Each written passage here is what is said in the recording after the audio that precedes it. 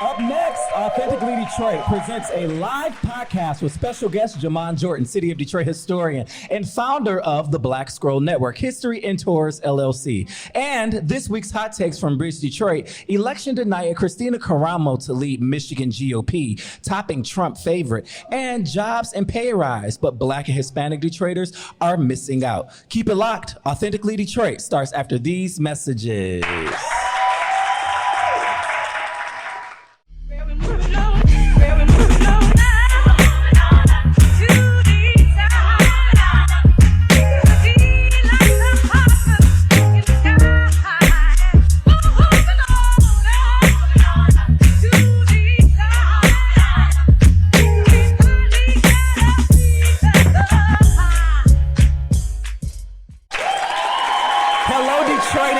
Welcome to another episode of Authentically Detroit, broadcasting live from Detroit's East Side at the Stoudemire, inside of the East Side Community Network headquarters. We're a content partner to BridgeDetroit.com. I'm Orlando Bailey. And I'm Donna Givens-Davidson. Thank you for being here and supporting our efforts to build a platform of authentic voices for real people in the city of Detroit. We want you to like, rate, and subscribe to our podcast on all platforms. And today, we're switching things up, y'all. I know we normally start with hot takes, but since Jamon Jordan, founder of the Black Scroll Network, History and Tours, is here at the Stoudemire with Donna and I for a live episode, we're doing things a little differently. So, in honor of Black History Month, we've invited Jamon to share Detroit's history and the building of Black power in Detroit. Jamon, take it away.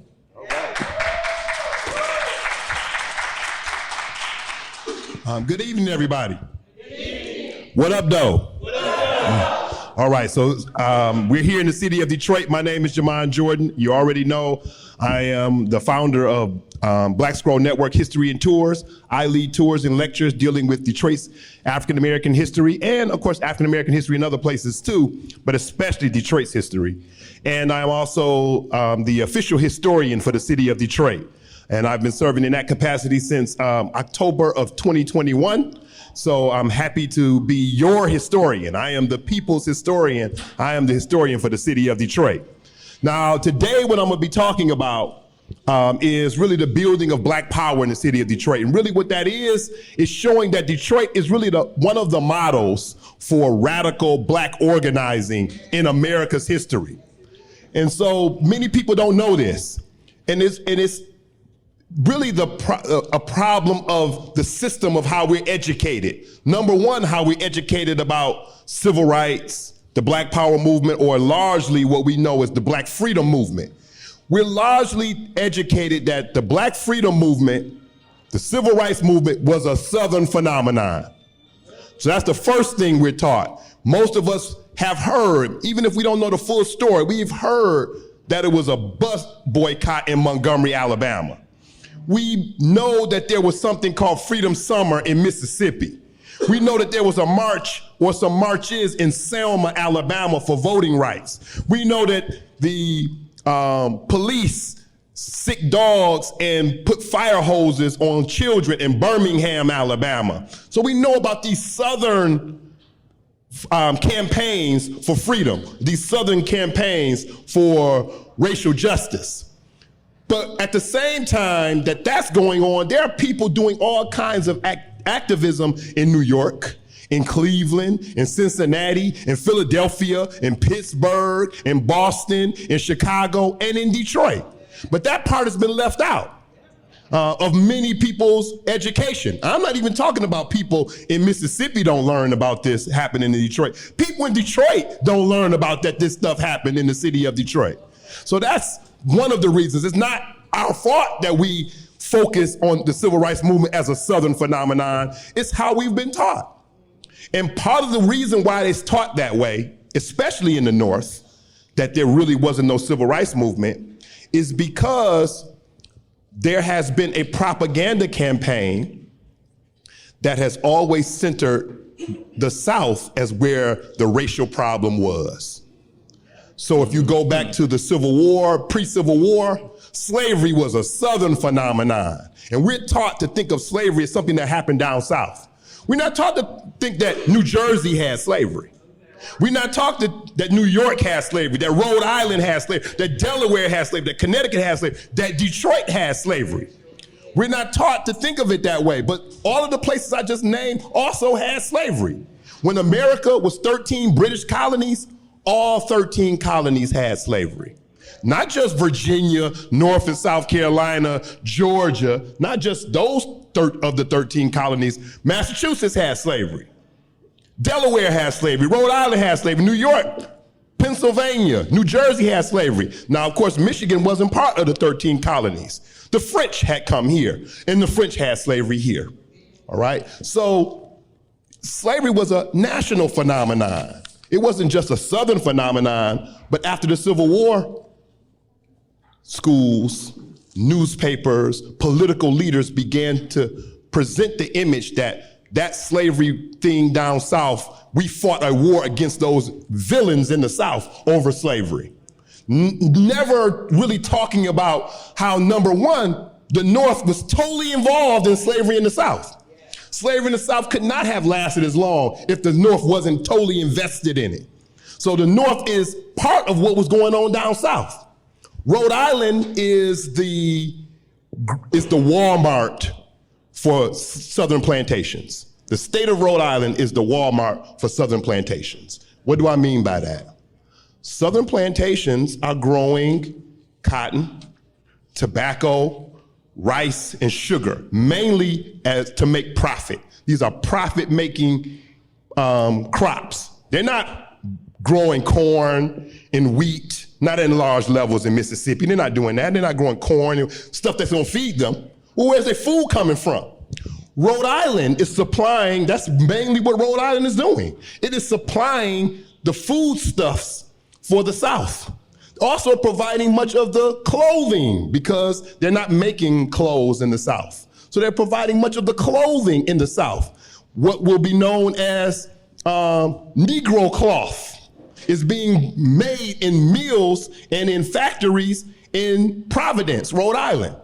And so this Negro cloth, this thick, durable, strong cloth, which means that slave owners who are clothing the people who are enslaved on their plantation with this cloth don't have to worry about replenishing it that often. It's a very thick cloth.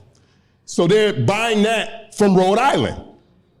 There's a company in New York who's making clothes out of it. So they're making clothes and selling it to Mississippi plantation owners and Caribbean plantation owners, because slavery's in the Caribbean too. They're selling it to them, and they're also selling the clothes for the slave owners themselves. That company, you know it, it's Brooks Brothers. That's Brooks Brothers, that's what they did. That's how they became so wealthy. That's what they started doing. They're supplying the clothing for the slave owners and the people who are enslaved. When Loeb Strauss comes from Germany to America and he starts his company, because the durable clothing that he's making is very similar to the Negro cloth that had been made prior to him coming here, he buys their patent. He buys the patent from Rhode Island so that he doesn't have to worry about any competition for this thick, durable cloth. That durable cloth today, that Loeb Strauss, we don't call him Loeb Strauss, we call him Levi Strauss. Levi. He's making denim, and he buys the patent from those Rhode Island Negro cloth makers because he doesn't want them to open back up and compete against him. So he buys their patent so that he can make his denim. All right? So the North is invested in what's going on down South. The South could not be whatever it was without the North. But on top of that, the North had slavery. All right, so that's the other part. The North had slavery. Wall Street is named that because there is a wall that was built to separate the financial district and where the wealthy folks lived from where the enslaved people lived and where the indentured servants lived. It wasn't like a plantation system down South where you live on the estate, you live on the land of the slave owner. That's how plantation slavery is in the South. The enslaved people live on the same land by their slave owners. Well, in New York, it wasn't done that way. You were enslaved by someone, at first the Dutch. So before it was New York, it was New Amsterdam. And so at first it's the Dutch slave owners. You're enslaved by them, but you don't live at their house, on their land. You live in a whole community where Negroes and and indentured servants live. And you get up and go to work every day. And a wall is built to separate where trading is done. So selling cows and horses and food and implements and tools, they sell that. Well, that's the border. And that wall was built by those indentured servants and enslaved people. And we call it Wall Street today. All right. So the North is involved in slavery. And of course, Detroit will be a part of this story as well. Not by the British or the Dutch. Well, actually, the British will get involved in Detroit, but at first it's the French. So the French is why we call this city Detroit. When they arrived here in 1701, Antoine de la Moussure de Cadillac, you know, the car is named after this person, this Frenchman, who comes to the city of Detroit on July 24th, 1701, and builds a fort, Fort Pontchartrain du Detroit. He builds this fort. This fort is basically down at the riverfront, roughly where a portion of Hart Plaza is, the kind of the western portion of Hart Plaza, and also where Huntington Place is. Well, we used to call it Cobo Hall, but that's Huntington Place. And that fort will get expanded. Other forts will be built adjacent to it or north of it. So it's Fort Pontchartrain du Detroit. Eventually, we just call it Fort Detroit. And then Fort Lerneau, Fort Shelby. Those forts, which are all at one point, they're all connected to one another, start at the river and go all the way to Fort Street. That's why it's called Fort Street, because that's the border, the northern border of the fort. Well, these Frenchmen who are here for the fur trade, that's why they come. That's why Cadillac is here, is for the fur trade. So beavers, deer, raccoon, all of these fur-bearing animals, but especially beaver. These fur-bearing animals, the French are turning it into a economic system, a major form of trade. They're trading with one another. They're trading with the British, and they're trading with the indigenous people. And in Detroit, in Michigan, that's the Anishinaabe. The Anishinaabe are the Odawa, you may know them as the Ottawa, the Potawatomi, you may know them as the Potawatomi, and the Ojibwe, which the French will corrupt to the word Chippewa. These, the Ojibwe, the Odawa, the Potawatomi, are the main groups of indigenous people. There are other indigenous people here too, but those are the largest groups that are in Michigan and in and around the city of Detroit. So when the French here to have a fur trade with them, they're knee deep in a different trade, the slave trade. And so they bring slavery with them. They're enslaving both Africans and Native Americans. And so we have these slave owners here. These slave owners are building farms. And you know some of those French slave owners' names. I know you know them. Alexander Shin. You don't say that. You say Shane. Louis Beaufait. You know that street. Beaufait. Yeah, you know that. Joseph Campo. Joseph Campo. We say Joseph Campo, but that's him. Same French landowner, wealthy Louis de Ville de Quinder. We say de Quinder. Jean Rivard. We say Rivard Street. Antoine Beaubien. We say Beaubien. All of these people I just named are slave owners in the city of Detroit. And the West Side ain't exempt. Francois Benoit de Livernois. We say Livernois. In the city of Detroit. Jean Saint Martin, we say Saint Martin on the west side. So it's about 22 streets in the city of Detroit named after French landowners, French and British landowners who were also slave owners. When the British take over, they do exactly what the French have been doing. So the British take over in 1760. So they have farms and enslaved Africans and Native Americans. And we know their names too. We know George McDougal. You know that name.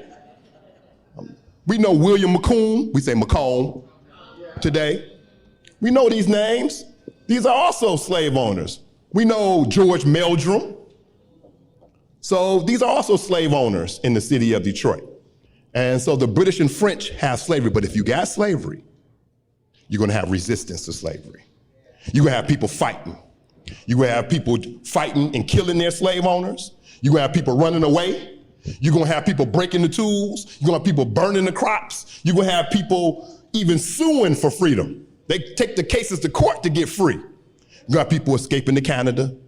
And so Detroit won't just be a place where slavery happened, it'll be a place that'll be a fountainhead of the battle and resistance against slavery.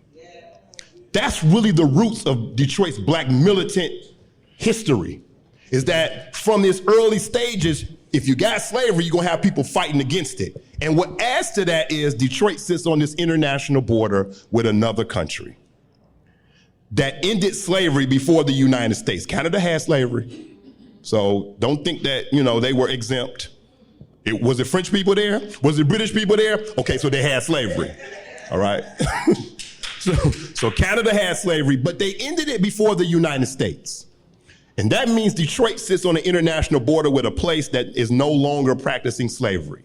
So that is going to make it a hub of people who are opposed to slavery, who are not only going to escape themselves, but help other folks escape. And so now Detroit becomes a center for the Underground Railroad activity. And the Underground Railroad activity in the city of Detroit is a little different than it looks in other places. Every place the Underground Railroad is existing, it's a little different. It takes on some of the culture of the people who are already there. So Philadelphia, it's Underground Railroad in Philadelphia, Underground Railroad in Baltimore, Underground Railroad in Boston, New Jersey, New York, particularly Rochester, Ohio, Indiana, Illinois, but Detroit has its own version of this freedom movement. Some of the people who are important for you to know this story are people like George D. Baptiste.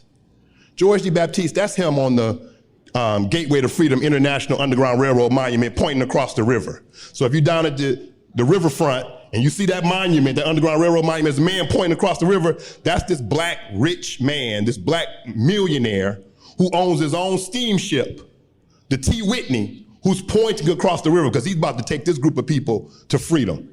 He plays all the roles on the Underground Railroad because the Underground Railroad ain't underground, it ain't a railroad.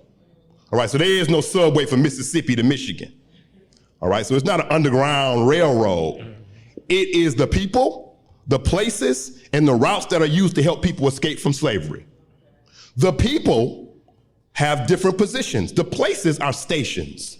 So hiding somebody or somebodies in a house, a church, a barn, a cellar, an attic, a hidden room, that's a station or a depot on the Underground Railroad. They're using railroad terminology even though it's not really a railroad, all right?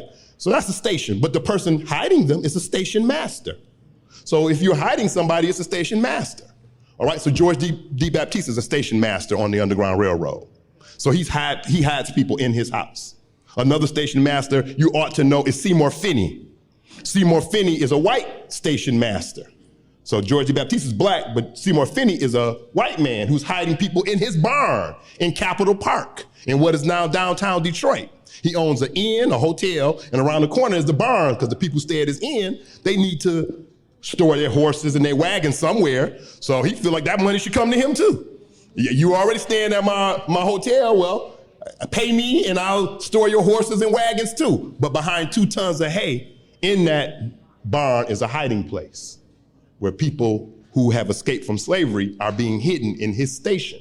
Seymour Finney is important, particularly on the east side, because there was a school named Finney High School. And it was named after the son of Seymour Finney, Jared Finney. All right, so it was named after his son. So you should know where that name comes from. Where did Finney High School come from? Who is that person? He's Jared Finney, who would become a U.S. attorney, but his father was a station master on the Underground Railroad. All right, but George D. Baptiste does that. He has people in his home. Another job on the Underground Railroad is a stockholder. A stockholder is a person who donates money, food, wagons, horses, resources to the Underground Railroad. The Underground Railroad need resources. And you couldn't get a Ford Foundation grant for the Underground Railroad. Kresge Arts wasn't giving out grants for the Underground Railroad. So it had to be funded some other kind of way. And it was funded by people who had resources. And they contributed those resources, which shows you that the wealthy or the people who have resources aren't separating themselves from the people who don't. Because these people escaping from slavery have nothing. They escaped from slavery. So, of course, they don't have money. But these free black people, some of whom have attained some level of wealth, are not saying, hey, I'm wealthy, I'm free. Y'all got to make it the best way you can. Pull yourself up. You know, they're not saying that. They're saying, I'm free. I got to do something with the resources I have to help other people get free. And so George D. Baptiste is a stockholder on the Underground Railroad. And then there's another job on the Underground Railroad. It's the most dangerous job on the Underground Railroad. It is a conductor. It is a person who takes people from one place to another. The most famous conductor on the Underground Railroad is Harriet Tubman. Now, of course, Harriet Tubman never came to the city of Detroit. So there has to be some other conductors in Detroit that's doing that kind of work. George D. Baptiste is also a conductor on the Underground Railroad. He is co-founded two organizations, the Color Vigilant Committee and the African Mysteries Order of the Men of Oppression. Since he's a Prince Hall Freemason, he merges Prince Hall Freemason initiation rituals with Underground Railroad activity, which means you got to be initiated to be in the order of oppression, the African Men of Mystery. You got to be initiated. You can't just show up at the meeting and say, hey, I help y'all. No, we don't know you. You got to go through this initiation. What's number one on the initiation? You got to go down south and rescue somebody from a plantation. That's a little bit different than pledging a fraternity. A little bit different. Crossing the burning sands is a whole different meaning when you were helping somebody escape from slavery. And slave catchers are after you, and they'll kill you to capture their what they call their property. All right? So he does that too. And so Detroit becomes a center of that kind of activity. William and Julia Willoughby Lambert, this man and his wife, they do all the same things I just said George D. Baptiste did. They do that too. They also hosted Frederick Douglass. When Frederick Douglass came to Detroit, he stayed at William and Julia Lambert's house. Now, George D. Baptiste lived on Beaubien and Larned, on the corner of Beaubien and Larned. That's Black Bottom. That would have been almost at the western edge of Black Bottom. And so he lived in Black Bottom. That's the east side, all right? William Lambert lived on Larned in St. Albans. That's Black Bottom too. That's where Frederick Douglass stayed when he came to the city of Detroit, at William and Julia Lambert's house. Now, Julia and Willoughby Lambert had met years ago. Julia was 8 years old. William was 13 years old. When he first came to Detroit, he's a free young black man from New Jersey. He's been educated by Quakers. He comes to the city of Detroit working on the docks and stays. So, you know, I like it here, and he stays. While he's here, two people have escaped from slavery. So he's 13 years old. Two people have escaped from slavery. Thornton and Lucy Blackburn. They escaped from Louisville, Kentucky. Why did they escape? Well, Lucy was foreign. If y'all don't know what that means, okay, so I'm gonna say that again first, because some people didn't catch it. I know what it means, Jamon. Lucy was foreign, F-O-I-N-E exclamation point. And that means she's very beautiful. I feel you, bro. Now, this beautiful woman, she knows, and many people know, and you ought to know, that being a beautiful woman enslaved on a plantation can be dangerous for you. Her slave owner realizes that he can make more money than having her work out in the fields. And he sells her down the river. We still say that phrase. You sold me down the river. You sold down the river. It's a slavery phrase sold into the deep South where slavery is much more harsh. She sold into New Orleans. New Orleans is the largest slave market in America's history. More people were bought and sold in New Orleans than any other place in the United States. She sold down into New Orleans as a fancy woman. And of course, that's sexual slavery. We would call it human sex trafficking today, where her slave owner makes the money from her forced prostitution. That's how she sold. Thornton, who loves her, and she, loving herself, don't want that life for her. So they escape. So she's been sold, but she ain't never gonna go to New Orleans. So she's been sold down to New Orleans, but before she's ever taken to New Orleans, she's in Detroit. Her and her husband have escaped. They're living here in the city of Detroit until slave catchers come to the city of Detroit. Pay the sheriff and deputy $50 apiece to help them capture Thornton and Lucy, who they know are somewhere in this city. And they capture them, and they put them in the old jail on Farmer and Gratiot. Today, that's where the Skillman Public Library is. But there used to be a jail there. That's where they're held from Friday to Monday. They're gonna be held there on Monday. A steamboat will have come up, take them down to Ohio, then put them on a wagon and wagon them back to Kentucky. And of course, her final destination is meant to be New Orleans. And Thornton's final destination is in Kentucky, but where he would be harshly dealt with for this escape. But that ain't never gonna happen. Because at the home of Benjamin Willoughby, there's that name, you heard Julia Willoughby Lambert, Benjamin Willoughby, there's a meeting. At this meeting, two women, so Benjamin Willoughby is his house, so he's one of the leaders, but there's two women who are leaders too. I want you to know their names too. Caroline French and Tabitha Lightfoot. Caroline who? French. Tabitha what? Lightfoot. These two black women aren't just serving tea and cookies at this meeting. They leaders, organizing. Hey, these are our friends. What we gonna do, y'all? They escaped from slavery and the slave catchers come and got them. They in jail, they gonna take them back down. What we gonna do? We gonna let that happen? And these women are like, no, we ain't gonna let that happen. These are our friends, we gotta do something. And they come up with a plan. And on Sunday after church, they all church people. So they go to church. Most of the leaders are members of First Baptist Church. First Baptist Church is a predominantly white church, but it has a number of black members, about 18 black members. 13 of those members was at this meeting, all right? And so they have this meeting and they say, after church, they go down to the jail to visit Thornton and Lucy Blackburn. Hey, our friends are in there. Can we visit them before they get taken back down south? The sheriff and deputy turn away everybody that tried to visit Thornton. They so scared of him, they got him behind bars in shackles. They like, the bars ain't enough. We got to have him in chains behind the bars. But they're not scared of this black woman. They don't fear her. So she's allowed to have visitors because they're not scared that she's going to try something. Big mistake on their part. They let Caroline French and Tabitha Lightfoot go in the jail cell with Lucy Blackburn. While in the jail cell, they're praying with her because they believe that prayer changes things. While also in the jail, they give her some food because they know that jail food she's been eating is horrible. Jail food is horrible food to this day. Don't ask me how I know. But while they're feeding her and praying with her, Caroline French switches clothes with Lucy Blackburn inside of the jail cell. And when the sheriff comes to the jail and says, you gals gotta go, Tabitha Lightfoot walks out with Lucy Blackburn wearing Caroline French's clothes. To the sheriff, these women look alike. He don't know the difference. They walk right by him. They put her on the boat, send her over to Canada, and she is free.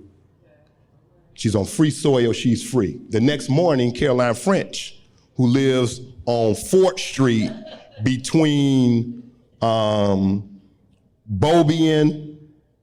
and Monroe,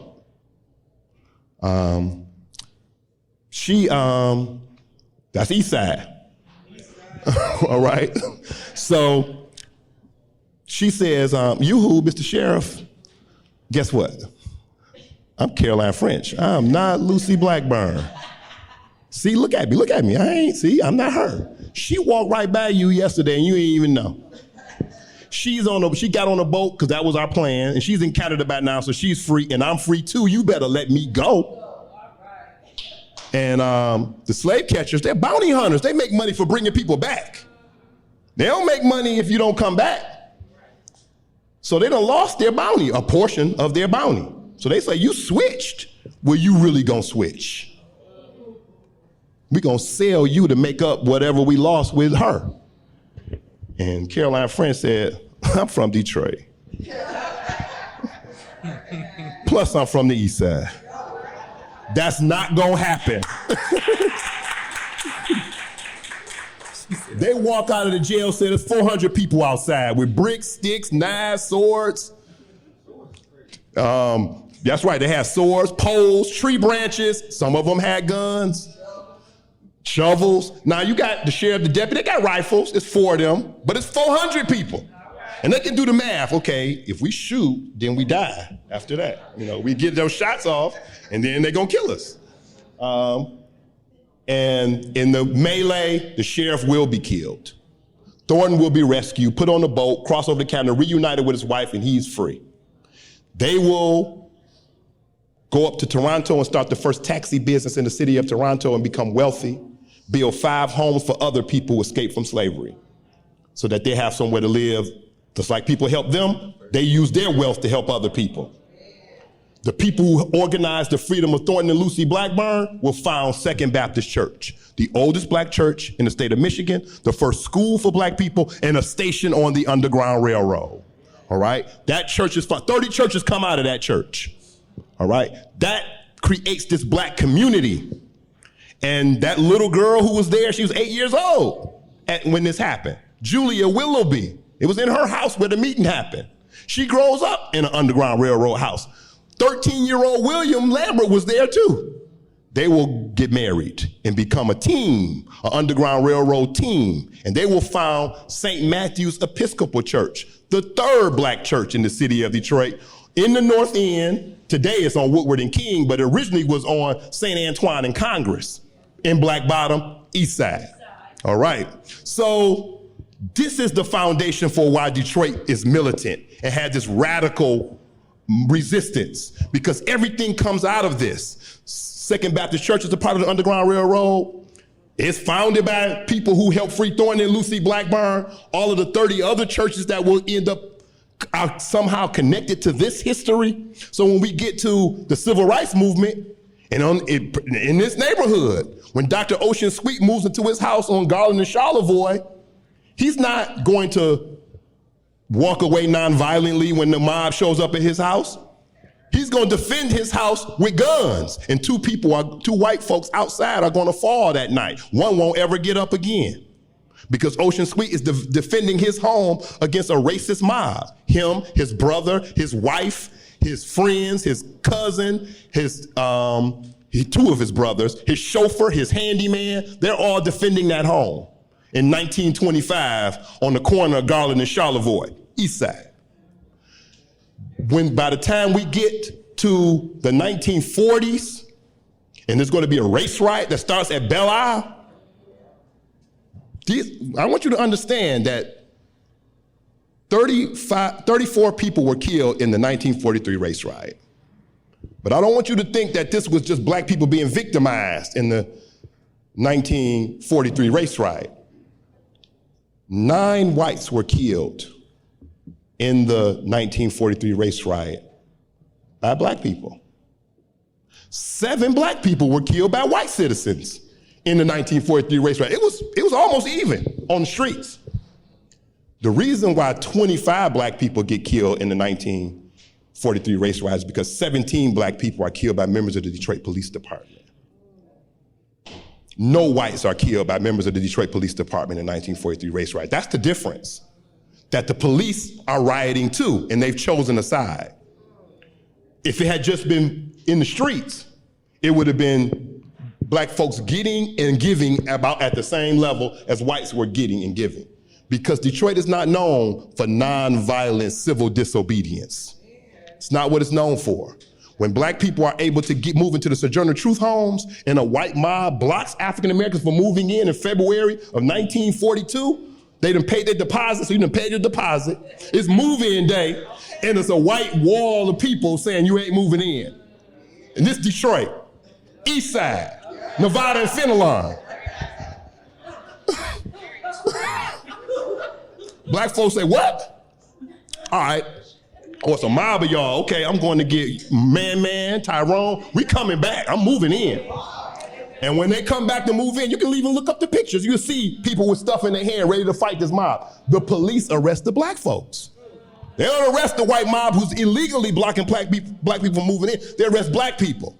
And it would take the National Guard and the Army to disperse all of this, and eventually black people would be able to move in. But black people aren't going for we gonna be nonviolent on this. That's not Detroit's history, because it goes all the way back to this Underground Railroad. When the sheriff got killed, they didn't turn the other cheek on the sheriff when they freed Thornton and Lucy Blackburn. So that's a part of Detroit's movement. When Rosa Parks refused to give up her seat on Thursday, December 1st, 1955, and it's a 382-day bus boycott in Montgomery, Alabama.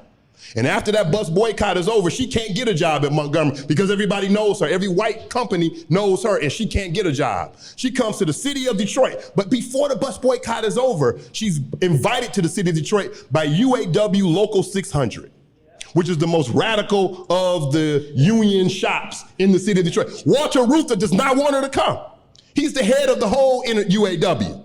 But UAW Local 600 said, we don't care about what Walter Reuther said. We're going to bring her. In the National Negro Labor Congress, Executive Secretary Coleman Alexander Young is the host. East Side. Black Bottom. And so she comes here, she speaks, she's given an honorarium, and then a year later she'll have to move here to be able to support herself and her mother. And then eventually she'll be supporting herself, her husband, and her mother, because her husband will get ulcers. He will develop stomach ulcers and be unable to work. So she's supporting 3 people in the city of Detroit. And she's a radical activist. You know her for refusing to give up her seat and think that's all she did. Her life is so much more than that. Before she refused to give up her seat, she's investigating the rapes of black women in Montgomery, Alabama, as the investigator for the NAACP. Before she does that, she's organizing for the Scottsboro boys who've been arrested because they've been accused of rape of a white girl. And she's organizing for them. And when she gets to the city of Detroit, she's organizing for the Republic of New Africa. She's organizing fundraising for Angela Davis. Yes. So this is not the Rosa Parks y'all used to hearing about. This quiet, middle class. They always say she was middle class. She lived in the projects in Montgomery. She was never middle class, right? So, but she was she had dignity. She had this dignified persona. And so we tend to associate that with middle class, but she wasn't. She was poor there and she was poor here. All right? But she was involved in activism her whole life. She fought for black people her whole life. And there is no way you can talk about the city of Detroit and not talk about the fact that Detroit becomes the fountain for black radical movement. There are radicals, militants coming to the city of Detroit to learn from James and Grace Lee Boggs, to learn from General Baker, to learn from these activists who are already here in the city of Detroit. A lot of these people don't get the national acclaim that we attribute to Martin Luther King Jr., that we attribute to even Malcolm X, that we attribute to Angela Davis, the Black Panther Party. But we had these movements in the city of Detroit, and there are people who are coming from all those other places, all those other organizations, to learn about organizing, militant organizing from folks in the city of Detroit. So don't ever let somebody make you think that Detroit hasn't been at the forefront. Part of the reason you think that is because we've been taught that the North wasn't a part of the civil rights movement. So some of it ain't just about Detroit, it's about the North, period. Nowhere in the North was all this activity happening. But that's a false way that we've been taught about history and about the freedom movement. That's the first problem. But the other problem is that people think of Detroit as a place that was always a failure. It's a place where all you can see is people who are deviant, dysfunctional, and dangerous. But Detroit, that because of that Underground Railroad, you get Second Baptist Church, 30 other black churches, and you will end up getting a whole community known as Black Bottom. Because of Black Bottom, you will get Paradise Valley, the Black Business and Entertainment District, 350 black-owned businesses by the 1920s and 30s. Because of that building businesses around entertainment, you get Berry Gordy borrowing $800 from his family to open up Tamla Records. But before that year was over, Tamla Records would be known as Motown. All of this history is connected. We just have to connect the dots. Thank you for listening.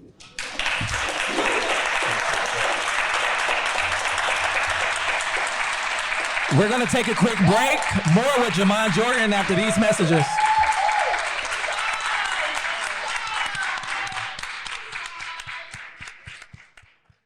Founded in 2021, the Stoudemire is a membership-based community recreation and wellness center centrally located on the east side of Detroit.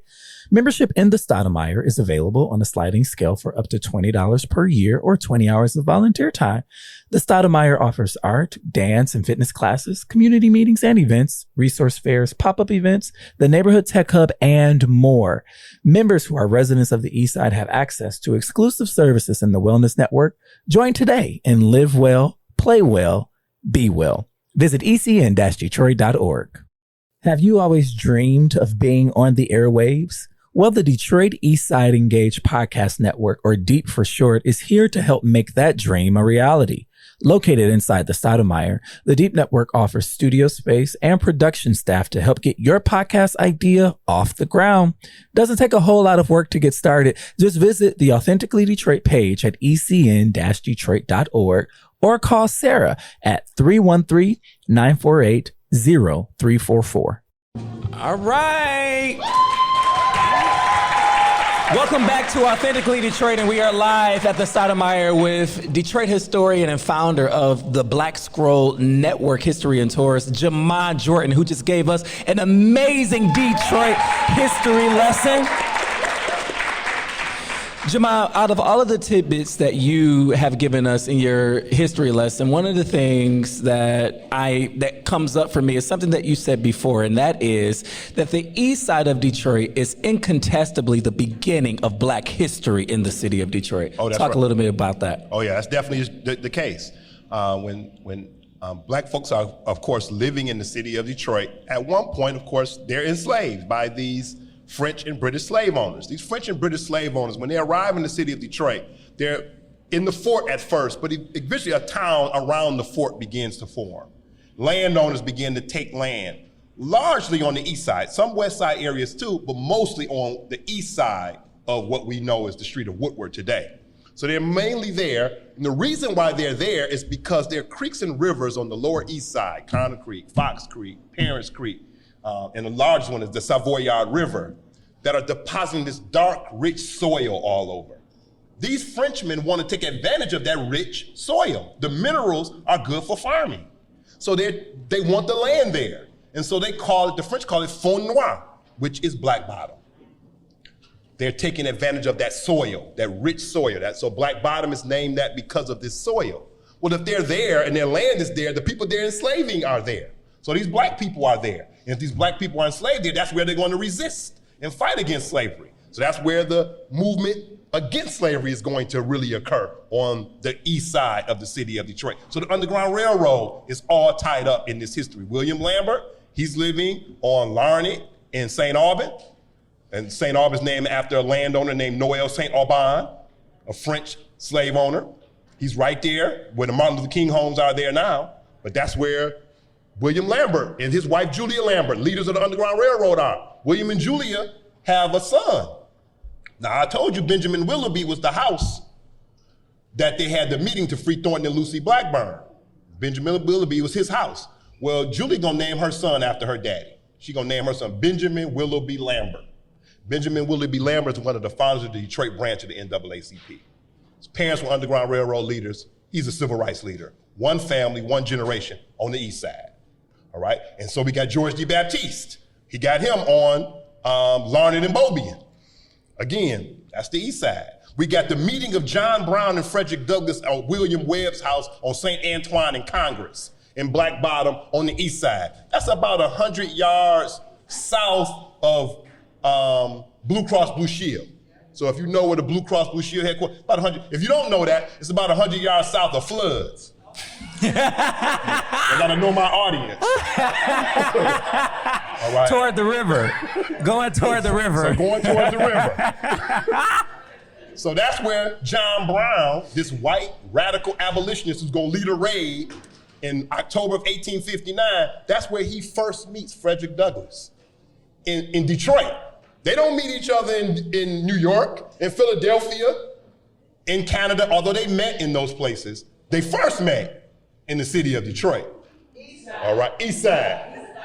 All right, so all of these institutions, the first 3 black churches, all of which were involved in the Underground Railroad, were all on the East Side. Second Baptist Church, originally in the home of Caroline French. It started in her living room, the woman who switched clothes with Lucy Blackburn. The church started in her house, but then it moves to Fort Street, what we would call the Greek Town or Bricktown neighborhood today. It moves there, and then it gets burned down, and they buy Zion German Lutheran Church on Croghan and Monroe. I'm sorry, Monroe was Croghan. Croghan and Beaubien. Today, Croghan is Monroe. That church got burned down. They rebuilt it. It's Second Baptist Church in Greektown. Greektown was part of Black Bottom. It's on the east side. It's part of Black Bottom. Before Greek immigrants began arriving in the 1890s, that was part of Black Bottom. All right. And the second black church, of course, is Bethel AME, which is now still on the east side. It's on Warren and St. Antoine, down the street from the Charles H. Wright Museum. But that ain't where it started. It started on Lafayette and Hastings Street. All right, that's definitely Black Bottom, Lafayette and Hastings. So for those that don't know, the 375 Service Drive. All right, that's Hastings. All right, and then the third one was St. Matthew's Episcopal Church, and I told you it was on St. Antoine and Congress. That's the parking lot for the University of Detroit Mercy Law School.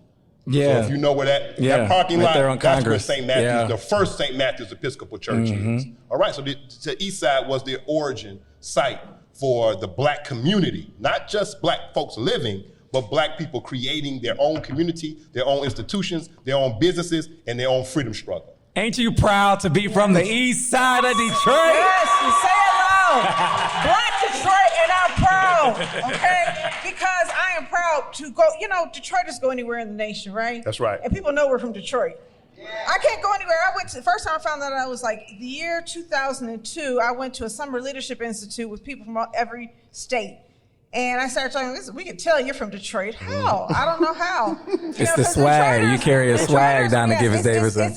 We have a certain level of swag. We have a certain level of confidence. And we inherited that. So I think it's important for us to understand who we are as a people, because we're always told we're less than.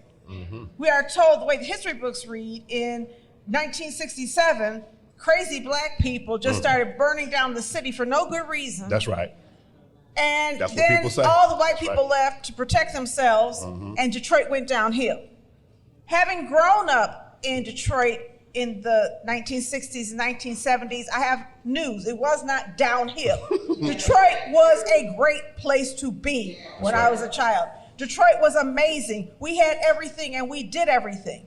One of the interesting things, though, that we were talking about before today was you were talking about how there was a lot of infighting in the Black Power movement and how Detroit was different than many other places with infighting. Can you talk about that and what you see as the origins? Yeah, that's right.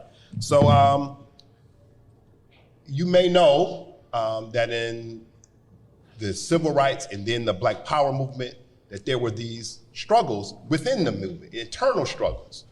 I'm sure you know that there was a struggle between Malcolm X and the Nation of Islam when he was forced out of the Nation of Islam, and of course, within the year and a half or so before he's assassinated, there's this internal struggle among them. There's this struggle on the West Coast in Oakland, California, between the US organization, founded by Maulana Karenga, and the Black Panther Party for Self-Defense, founded by Huey P. Newton and Bobby Seale. And there'll be some people killed in this struggle between us, Maulana Karenga. Maulana Karenga is the founder of Kwanzaa, and the Black Panther Party for Self-Defense. There'll be some killing that'll get involved in some of this. So you may know that there's these struggles and these violent struggles within the movement. Well, Detroit is a part of the Black Power movement too. And there's these elders who are really shepherding the Black Power movement in the city of Detroit and keeping it from going that far. Now, they ain't like everybody agree. There's some arguments, but what we don't have is this internecine warfare in the Black Power movement in the city of Detroit. It's because of this three-legged stool that the Black Power movement sits on in the city of Detroit. One of the stools of the Black Power movement in the city of Detroit is James and Grace Lee Boggs, who bring a labor and worker identity ideology to the Black Power movement, an anti-capitalist ideology. Mm-hmm. So it's not just Black nationalism operating, it's this worker, it's this anti-capitalist, it's this grassroots ideology being brought by James and Grace Lee Boggs, who are East Siders, all right? Then the other one is Milton and Richard Henry, who are attorneys, and they are really strongly supporters of Malcolm X. And so they bring that thinking, Detroit Black nationalist thinking, to the Black Power movement in the city of Detroit. They will be the founders of the Republic of New Africa, all right, which still exists and is an organization that believes that land is the basis of freedom and independence. And they will tell you, free the land, all right? So the Republic of New Africa, founded here in the city of Detroit by Milton and Richard Henry, among others. But they're the second leg. And then that third leg is Albert Clegg, Reverend Albert Clegg Jr., Shrine of the Black Madonna, the founder of Central Congregational Church, which will become Central United Church of Christ. It eventually will become the Shrine of the Black Madonna. And eventually the Shrines of the Black Madonna of the Pan-African Orthodox Christian Church. This is a Black nationalist Christian church. You know about Black nationalism in Islam. That's what Malcolm X was, a Black nationalist Muslim. But the idea of a Black nationalist Christian, that really comes out of the city of Detroit. With Reverend Albert Clegg, who will become Jeramogi Abebe Ajima. These are the elders. These are who General Baker is looking up to. Chokwe Lumumba is looking up to. That next generation of Black power activists in the city of Detroit are looking up. What's Ron Scott? Ron Scott, thank you. Ron Scott of the Detroit Black Panther Party.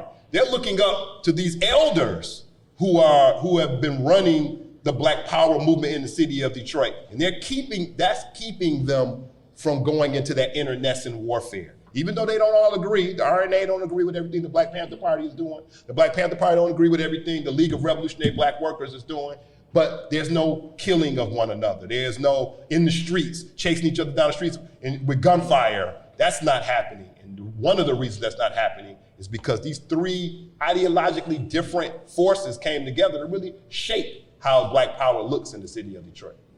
So another interesting thing I recently watched, actually over the weekend, was Lowndes County and the road to Black power. And wow, that's amazing. It's free on Peacock, and I encourage everybody to watch it. We're going to do a screening here because it's something history everybody should see. But one of the other connections that I see is that Black people in Detroit remain very connected to their roots of enslaved ancestors and people who are still enslaved. And there's a strong, strong Alabama connection to Detroit. Definitely. A strong Lowndes County connection to Detroit. And I just want to bring this up too, because it's something I learned and really appreciated, is a lot of times when we talk about the civil rights movement, we talk about the big cities in the South. Mm-hmm. We don't talk about sharecropping communities where people were activists and fighting in ways and with pride. And the idea that Lowndes County was not only the seat of so much activism, and Detroit was raising money for Lowndes County. That's right. Detroiters were sending money to Lowndes County. That's right. And in fact, Detroit is singled out as some of that, but also that the Black Panther Party, the first Black Panther election was held in Lowndes County. That's right. Not in Birmingham, not in any big city, but in Lowndes County. So I think it's important that we, connect to and somehow highlight those aspects of our history. What do you know about that, and how do you think that plays into all of these conversations? Yeah, so another narrative, just as there's a narrative that civil rights was a Southern phenomenon, Jim Crow segregation was a Southern phenomenon, slavery was a Southern phenomenon. That's one myth that we're taught. But another myth that we're taught is that the civil rights movement is these leaders, these charismatic leaders who are now nationally and internationally known. That's what. So we reduced the civil rights movement to Martin Luther King, in some cases Rosa Parks, and a couple of other names. It was never that. All right, these people are important, but that's not the civil rights movement. The civil rights movement is something else. It is organizations So not just one leader, charismatic leader, but it's organizations and it's grassroots folks. These organizations like SNCC, the Student Nonviolent Coordinating Committee, CORE, the Congress of Racial Equality, these groups go down south, and in some cases they're in the South already, and they organize regular folks. And as they organize these regular folks, these sharecroppers, these mine workers, these steel workers in Birmingham, these folks who, they're not in the history books. There's no books written about these people. But these are really the foundation of the civil rights movement. Right, and some of those folks, like in Lowndes County, were organizing themselves. That's right. And brought SNCC in. That's right. Because we have this concept That's of right. passive Southern country folks. That's right. Who didn't know they had rights and had to be told by somebody who was smarter than them and went to college they had rights, but that's not really the truth. That's true. That's right. So you got activists who are already there, and in many cases, that's how the Southern Christian Leadership Conference, King's Organization, SNCC, CORE, that's generally, in many cases, that's how they get there, because there's folks already on the ground who are organizing, and as they've been doing it for weeks and years and months, they say, now we're at a point where we want to bring national attention to what we've been doing. And that's generally how those things happen. But SNCC has a philosophy of working with grassroots groups, rather than doing some big march and having people in front of the cameras. That's not their style of organizing. Their style is working with people who are already on the ground, who are already doing stuff, and help them in any way they can. And so what happens in Lowndes County is, because black folks outnumber white folks in Lowndes County, if they can vote, if they are able to register to vote, they can get rid of any of the Jim Crow politicians in Lowndes County, because they outnumbered them 3-1. And so they organize. Now, in Alabama, the symbol of the Democratic Party, the southern states are all Democratic. All the governors, all the congressmen, all the senators are Democrats, all right? And so if you're going to get elected to anything in the South, you're probably going to run as a Democrat. So they organize, Alabama, their state Democratic Party symbol is a rooster, a white rooster, with white supremacy written on the bottom on a banner under the rooster. So you're real clear what that symbol is about. It's a white rooster with white supremacy written on it. And so what the Lowndes County Freedom Organization creates is their own symbol. And their symbol is a Black Panther. So the Black Panther, and people just call it, for short, the Black Panther Party. Because you vote for that, you know that's the symbol by seeing that Black Panther. The Black Panther Party is founded in October 1966 in Oakland, California, takes the symbol from the Lowndes County Freedom Organization. They see that symbol and use that for their Black Panther Party for self-defense. They take the Lowndes County Freedom Organization's symbol, which was that Black Panther. That Black Panther, which was the Lowndes County Freedom Organization's symbol to help black people be able to clearly know this is one of our folks. This is one of our candidates, because they got that Black Panther above their. Jamon, I want to ask you about that, because this is really interesting. One of the things that you said is that Detroit is not known as a town that was nonviolent in our resistance to oppression. And if you think about the Black Panther Party, nonviolent is not an adjective that you would use to describe them.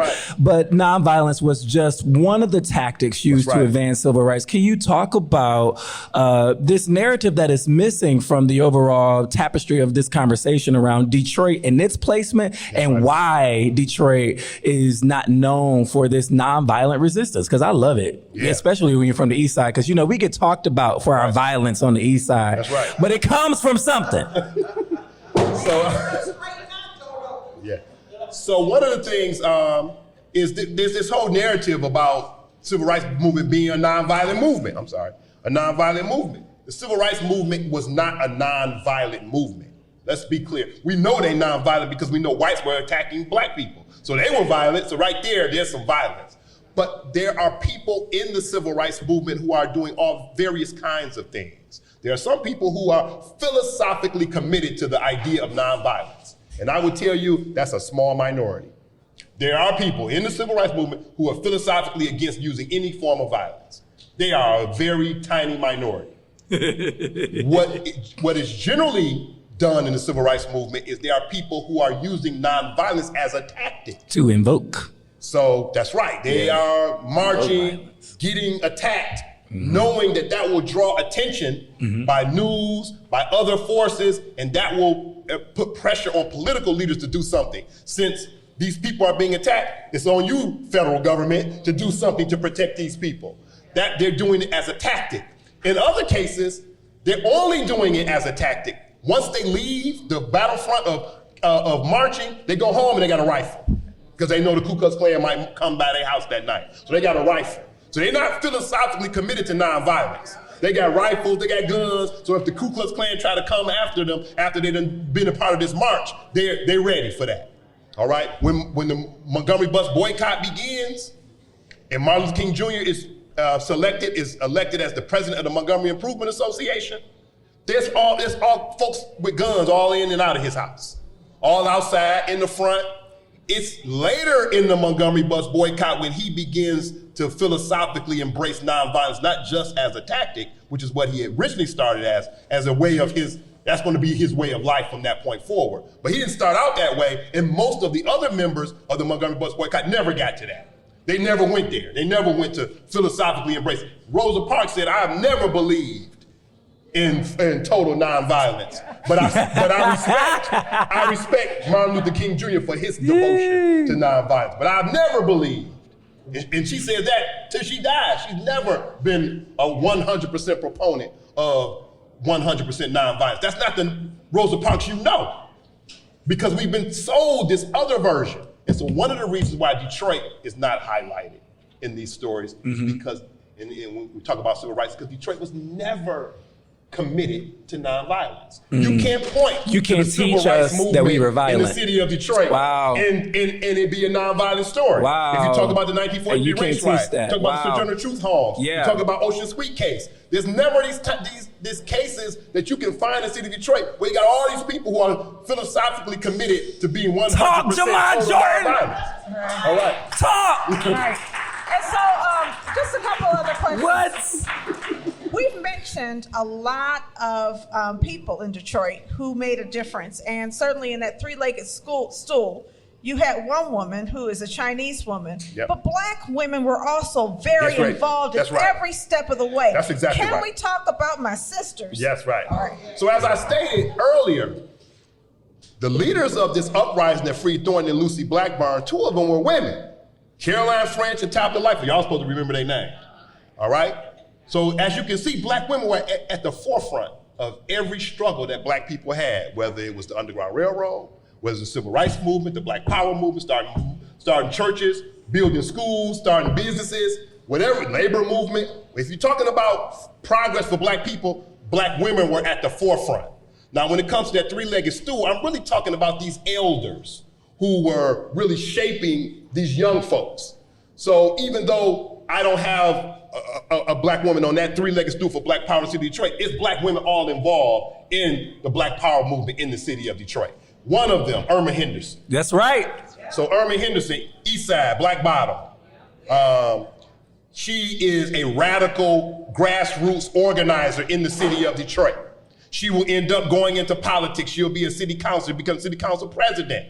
She'll be involved in all kind of grassroots organizing, both within the political sphere and outside the political sphere. That's another thing about Black women organizing. They never say that this is the only way. Right. I'm in politics and that's the only thing we can do. They be politicians, but while they politicians, they be doing other stuff that ain't got nothing to do with politics. That can't be said on the House floor. That can't be said in City Hall. But they doing that too. They involved in that too. And so you have those kinds of folks. People like Irma Henderson. People like, even today, we got former Councilwoman Joanne Watson. You might know her as a councilwoman, but a whole lot of us know her for other stuff. That's right. All right? We know her for stuff that can't be said in City Hall. Even though she said a lot of stuff in City Hall that probably a lot of folks said she shouldn't have said at City Hall. So we have these kinds of radical activists, black women, who were all up in and throughout the Black Power movement, what is sometimes called the Civil Rights Movement. I sometimes like to not make that dichotomy and just call it all the Black freedom struggle. All of these things, because these people are working together. When I talk to the folks who were involved in the Black Power movement in the city of Detroit, they all tell me, I was at the Detroit Walk to Freedom, where Martin Luther King led that march down Woodward. They weren't like, I'm Black Power, I'm not going where King is. No, they were there. They were there with King, marched with King, was there to hear him give a portion of the I Have a Dream speech in Detroit before he gave it in Washington, D.C. They were there, and they were at Malcolm's speech later that year, Message to the Grassroots, on November 10th, 1963 at King Solomon Baptist Church. They didn't see that they had to be in one camp or the other. They saw that anything that's bringing progress to black people, even if I don't agree 100% with it, I want to be involved because I want to bring progress to black people. Yeah, so just one thing, because Rosa Parks basically sacrificed. Yes, she did. Her persona. Yes, she did. To fit a role in a narrative that allowed the Birmingham bus boycott to move forward. And so many black women sacrificed their personas and their leadership and their recognition because of the understanding that it's a man's world, right? Especially in those days. And that's the reason they're not in history books in so many ways. But even with all of those other struggles, there were women all up and down those movements doing things and making it happen. I think it's important for us to try to give life to them. I mean, one of the things that that Irma Henderson did was she founded the Women's Conference of Concerns. And my grandmother was a member of the Women's Conference of Concerns. And they did all kinds of interesting things through the Women's Conference of Concerns. That's right. And then they also had another initiative to help battered women. It's a battered women's shelter, and I found out about that from Joanne Watson, who basically was telling me my family history because of her not knowing my grandmother. So I think it's important for us to remember to highlight the people who are at the grassroots and those people whose names are known. That's right. And you made a point when you took our organization on a tour about the role of black women in history. Right. Yeah, when we teach history, and I mean even people who are trying to do a better job than the way we were taught. So the way I was taught was a lot of myths. So I became a teacher. I was a teacher. I taught K through 12, but half of my teaching career, I taught about 20 years in public school, but half of that time was middle school. I taught middle school for many years. When I thought I was really trying to be an activist teacher. So I wasn't trying to teach like I was taught. I was trying to make sure that the stories that wasn't told got told. But even with that, I found something that was a problem. And one of those problems I found is that I had to adjust the lens in the way I viewed history. When we tell history, we tell it as if men did it all. And one of the reasons why we tell it that way is because that's the way we were taught, that men did it all. And so I had to go back and look at every history lesson that I've ever taught and look for where the women were. And once I looked, I found they were always there. They were always there. I was taught not to see them. And so once I adjusted the lens, I found that they were there, they were doing stuff, they were leaders, and that there was never any progress being made without women being at the forefront of that progress. Give it up. The Montgomery bus boycott, everybody knows that that's really a women's-led movement. Even though the spokespeople, the people up front may have been men, everybody knows that that's a women-led movement. But even more so than what we know is in May 17, 1954. All right, so that's a year and a half before the Montgomery bus boycott.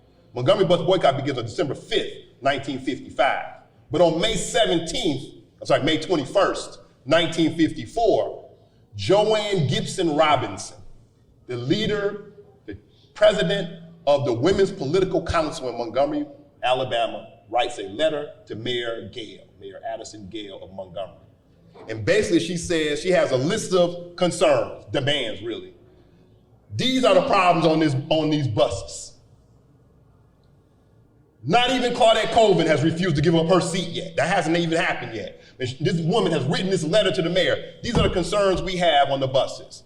Number one, we are abused on these buses by these bus drivers. They mistreat us, They talk to us harshly. They cuss us out. We pay our fare. We have to get off the bus and go to the back, and they drive off. Then when we on the bus, they throw us off for any little reason, and they don't stop in our neighborhoods every block like they do in the white neighborhoods. They stop every 2 or 3 blocks. So we have to walk way further to get to our destination than white folks have to in their neighborhood.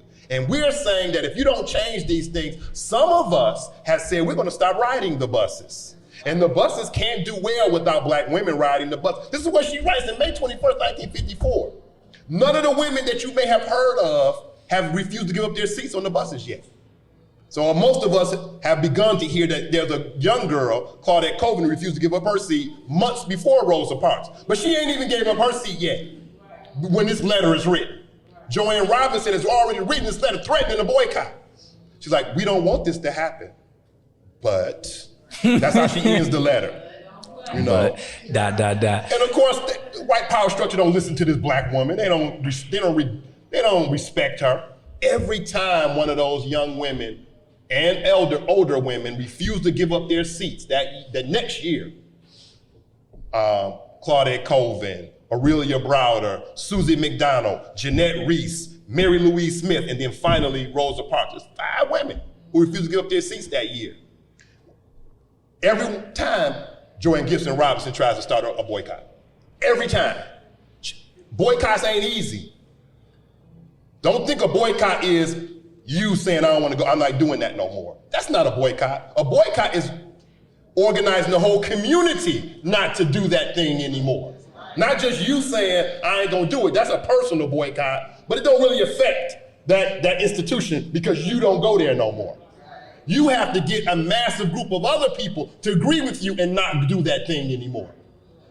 So don't think boycotts was easy back then. They ain't easy now, and they wasn't easy back then. And so she's trying to organize one every time. She wasn't able to do it for Claudette Colvin, Janetta Reese, Aurelia Browder, Mary Louise Smith, Susie McDonald. Finally, when Rosa Parks is arrested, and Rosa Parks is not an old woman. That's the other myth. She's 42 years old. She's younger than I am now. She's 10 years younger than I am.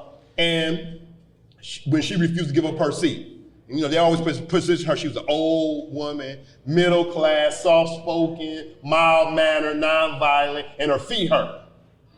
She said, Rosa Parks said, I never told anybody that my feet hurt and I was tired. She said, I never told anybody that. This is just a myth that was created. She said, I never told anybody that. Only tired I was tired of being pushed around by these racists.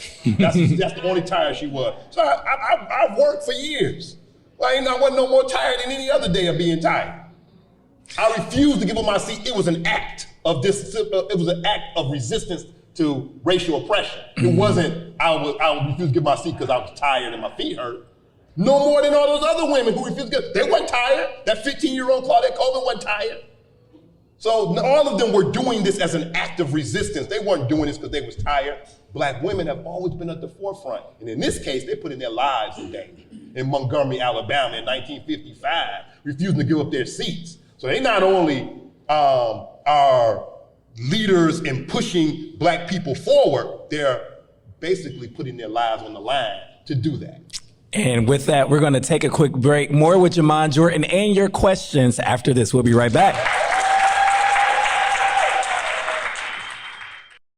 Bridge Detroit is your news and engagement platform that is telling the stories of Detroiters rooted by community priorities. Started in 2020 by Pulitzer Prize-winning journalist Stephen Henderson, the newsroom has already established its footing as the go-to source for hyper-local perspectives that asks the hard questions, brings accountability, and searches out real solutions.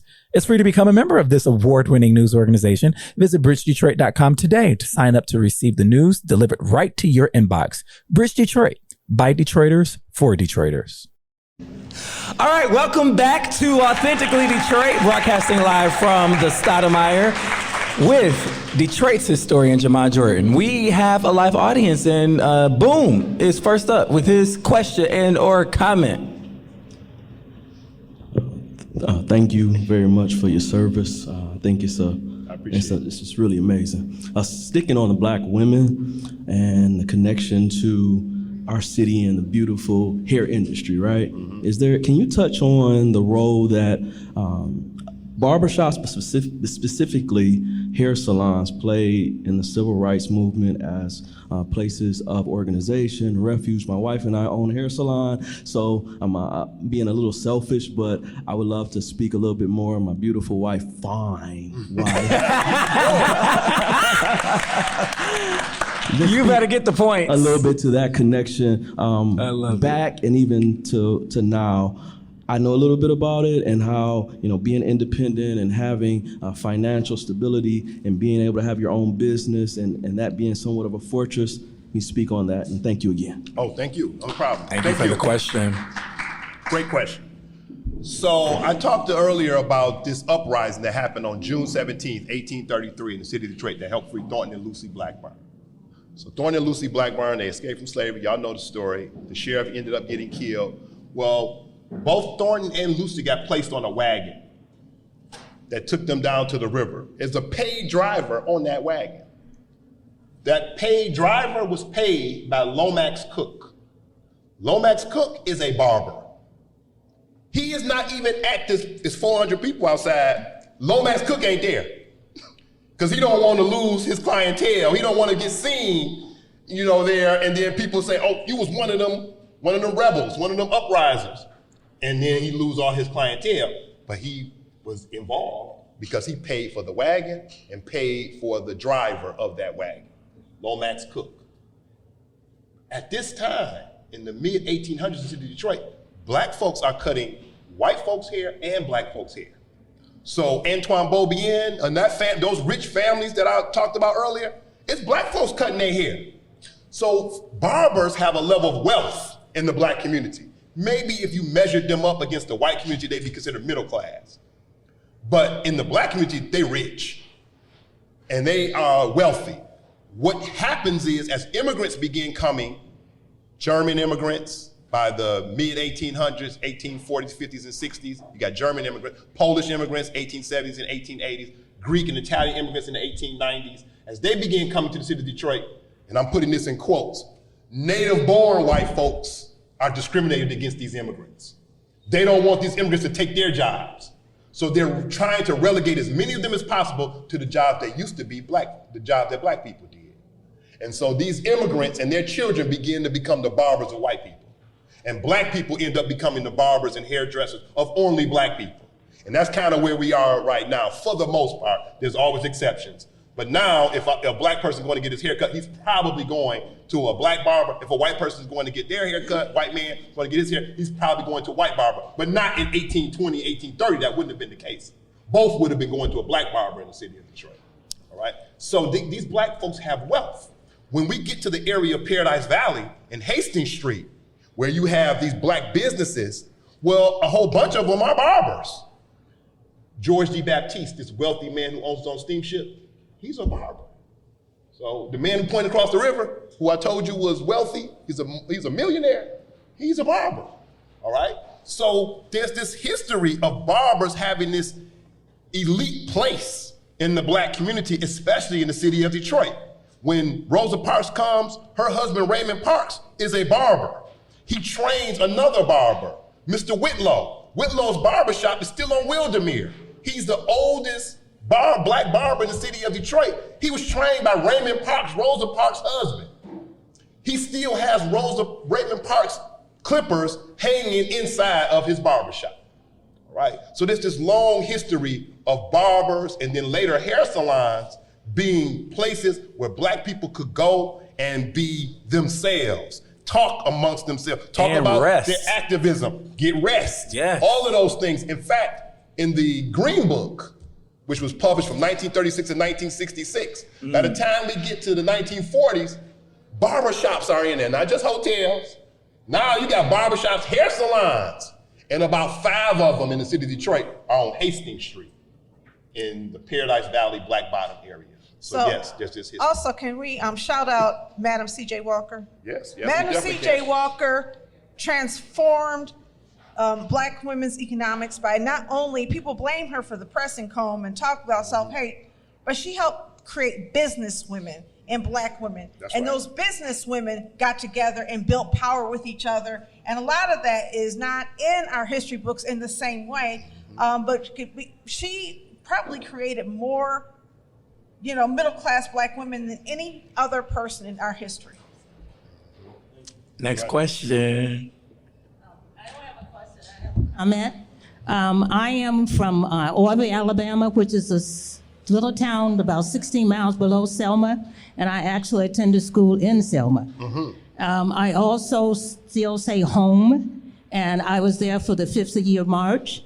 And I most of my early schooling was in the South. Once you got to the North, we generally was placed in a lower grade, but we actually learned more in the South than we did in the North. So I was one of the students that was not put back. And also I wanted to make a comment about, you mentioned Irma Henderson. I'm not aware that any of you may know, but her daughter, Patra Smith, passed away in December. Yeah, so thank Sorry you. to hear that. Thank you. Thank you. Thank you so much for that. Yep, thank you.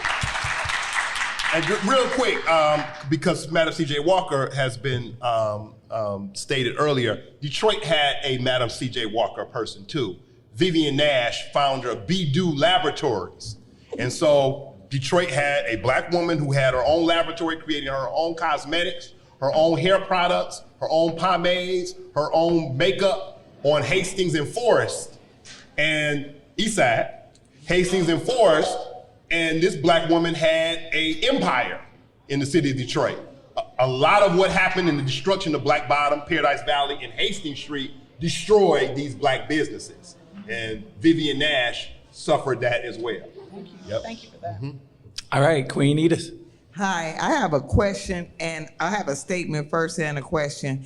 I implore all you young people to talk to your grandparents and older aunts and uncles, because you will be surprised at how much resistance that they did. And as a historian, we call those the ground workers. And those are the people that start everything and make the history. And each one of us have someone in their family, or many women and men in their families like that. So don't neglect that. Get them stories before they leave here. Like I used to love my grandmother. Her family came here. They were barber surgeons in the Black Bottom. I got pictures of the barbershop and all of that. And my mother had a white father, so they had to leave the South to come here. She could pass for white. And what I always remembered about my grandmother, she would use that as a tool for us to get in our community what we needed all the time. So listen to their stories. But my question is, can you give some examples for the youth on how young people and children were also involved in the movement? Because our parents used to drag us to these meetings. That's right. Great question. And we also had a lot of resistance. That's right. That's exactly right. Thank you. So, yeah, thank you. It's a great question. So just understand, Martin Luther King Jr., when he becomes the president of the Montgomery Improvement Association, he's 26 years old, and he's considered old in the civil rights movement. He's 26. So if he's old, who is these other people? Facts. They're young folks. Yeah. All right? They college students, high school students. The Student Nonviolent Coordinating Committee wasn't so powerful because they were following what the old folks said. They were powerful because these were young people organizing themselves and coming up with their own ways of how to deal with racism, their own ways of organizing. It is young people who have been a major part of this. Caroline French and Tabitha Lightfoot. Remember them? I told you these women? Yes. Caroline French is about 17 years old when she switches clothes with Lucy Blackburn. Young folks. So we're not talking about 40-year-old people. Young folks. She's about 17 years old when she switches clothes. Tabitha Lightfoot had to be about 19. So we talking about young people. This is who's involved. I already told you that William Lambert is 13 and Julia Willoughby is 8. All right, so this is who we're talking about. We're talking about, anytime we're talking about Black movement, even though they don't always say it, you're talking about women. We have to just go back and look at those stories and find out that women was there. The other thing that we're talking about young people, even though that isn't always mentioned. You have to go back and look at it, and you find that these are young people, all right? These are not a bunch of 40, 50, 60-year-olds. 40, 50, 60-year-olds, in some cases, are the leaders, the people who you see on TV, but they're not the majority of the movement. And in some cases, they're not even the leaders. Like I said, Martin Luther King is 26 years old. He never lived to be 40. So even when he's killed, he's a young man. When Malcolm is the national spokesman for the Nation of Islam, he's 25. When he becomes the national spokesman for the Nation of Islam, he's about 25, 26 years old. He's dead at 39. He never becomes an old leader in the civil rights movement. He's always, so who are the young folks listening to them? They are 17, 18, in some cases younger than that. And after Emmett Till was murdered in August of 1955, a lot of young people began to say, it could be me. Yeah. That could be me. Yeah. And so they began thinking in that sense that, well, if it can be me, then I ain't gonna go, you're not gonna just kill me, I'm gonna be fighting. I'm gonna be doing something to be killed. It's a great question. It's a great question. Thank you for that question. We have one last question. Come on up to the microphone and let us know who you are and what your question or comment is. My name's Inez, and I might have this wrong, but I was just curious about... I need you to get a little closer to the microphone. There you go. Thank you. My name's Inez, and I might get this wrong, but I was just a little curious about what happened with the Detroit riots. Like, how did it come about? What was it about? Yeah. Yeah. So, of course, there's these long issues that help feed it. So which ones are you talking about? The 1940s or the 1967? Okay. It said 67. Okay. So there's these long issues. One of the long issues is housing discrimination. Mm-hmm. So that's been a problem in the city of Detroit. Black folks have been crowded in certain neighborhoods because of racial restrictive housing covenants and in redlining. The federal government's policies have forced African American communities to be crowded, all right, and substandard housing and not being able to own homes. So they got that issue. That's a long issue. That ain't the spark, but that's a long issue that has created resentment in the Black community against the political leadership and political authorities. That's one. Another one is school inequality.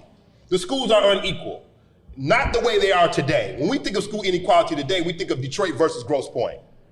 So Grosse Pointe is a predominantly wealthy community that has public schools. In Detroit doesn't have the resources that Grosse Pointe has. And we call those school districts unequal.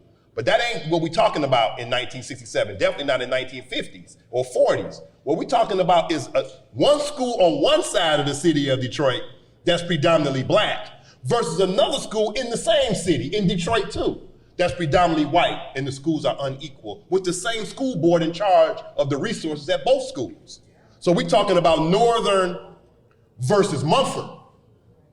We're not talking about Detroit versus Grosse Pointe. We're talking about Southeastern versus Denby, all right? We're talking about Northwestern versus Cody. The schools are unequal in the same school district. And Black students know this. They play football against these other schools. They go to them schools and say, wow, that's what y'all got? So they know that the schools are unequal. In April of 1966, students lead a walkout at Northern High School. 3 honor students lead a walkout, a school strike at Northern High School, and have a list of demands, and the major problem is the inequality. That's 1 year before the uprising. So that's a long issue. Another long issue is job discrimination. The way Black folks are treated in some of the businesses, particularly the businesses in the 12th Street neighborhood. Some of those businesses get targeted in the uprising because of how they treat the customers, the Black customers. So that's another one. But the major thing that tips it off is police brutality. Mm-hmm. The police, their relationship with the Black community. Detroit is a 40% Black city in 1967 with a 96% white police force. And the reason why it's predominantly white is because Black people are kept off the police force. The fellow officers, once a Black person makes it through the police academy, fellow officers won't back them up. They'll lead them into a dangerous scene and then don't show up for backup. They will refuse to ride with them. They'll have the blue flu and refuse to come to work. So you'll have that whole precinct, nobody came to work that day. The police department won't fire everybody in the precinct. And so they're winning. These white racist officers are winning this fight over keeping black folks off the force. And so the black community is at the mercy of an almost all white police force.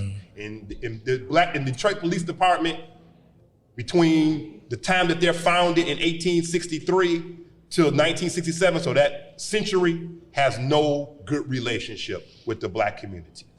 There's been over and over killings, beatings, attacks. In 1925, the same year that Ocean Sweet refused to give up his house to that white mob, refused to run out, he defended his home. That same year, just that 1 year, 55 black people were shot by members of the Detroit Police Department in the city of Detroit. You could have had a Black Lives Matter movement in just Detroit in 1925.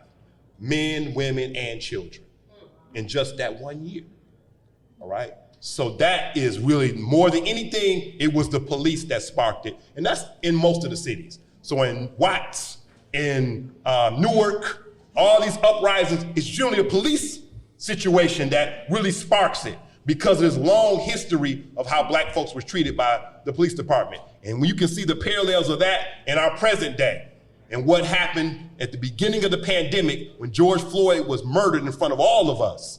We all were witnesses.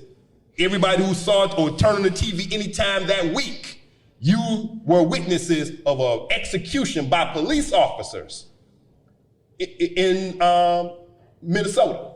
And so go back 50 years, that's kind of what was going on in other cities, particularly the city of Detroit. That more than anything sparked the 1967 uprising. Wow. Jamon Jordan, we want to thank you.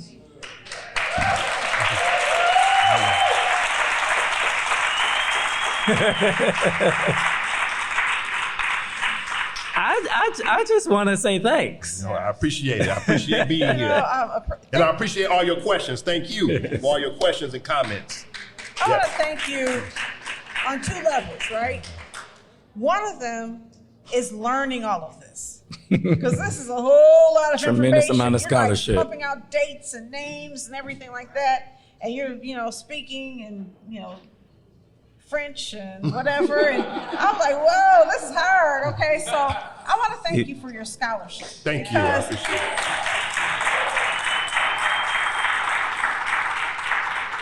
And for leaning into our history and treating it like it's important. That's so significant. And then for generously sharing your time with people in our community so that you can share something that reminds us to be proud. That's right. That reminds us that we stand on the shoulders of people who did things, That's right. sacrificed things, lost their freedom, their That's lives, right. their That's right. well-being, and their health, their money. And we have a responsibility to keep on fighting, because the fight's not over yet. That's right. That's right. But when you think about, don't ever ask yourself, can I do something? If Caroline French had said, can I do something? I probably can't do it. Freedom would not have happened for Lucy Thornton. That's right. Right? That's right. If all of these people had been too afraid to really fight, we would not have the achievement that we have today. But it's not over. I don't think we're going to do hot takes. No. But if we were doing hot takes, we're going to talk about the fact that the Michigan GOP just selected Kristen Caramo, a black woman, to be its president. And the challenge is this woman distinguished herself last year by trying to disenfranchise black Detroiters in 2022. That's right. That's right. And they are weaponizing black people against black people, That's still right. trying to steal our votes. That's right. Okay? That's right. We have a responsibility to fight that. And we fight that at the polls by going and not allowing them to whatever. But we also have a responsibility to speak up. That's right. The other hot take we were going to talk about is that all of the economic growth that's taking place in Detroit is not benefiting black and Mexican people. And it's not because of black and Mexican people. It is because of barriers to economic mobility, economic stability, economic opportunity that exists. They don't call it black anymore. They call it credit score. Okay? They call it MEEP score, or whatever your zip code. They don't call it black. They say, oh, you know what, your neighborhood. They call it woke. They call it woke, right? Because, right, it's just woke. We don't believe in woke. But if you look at the metrics they are using to keep our people back, I'll give you an example and then we're done. I'm done.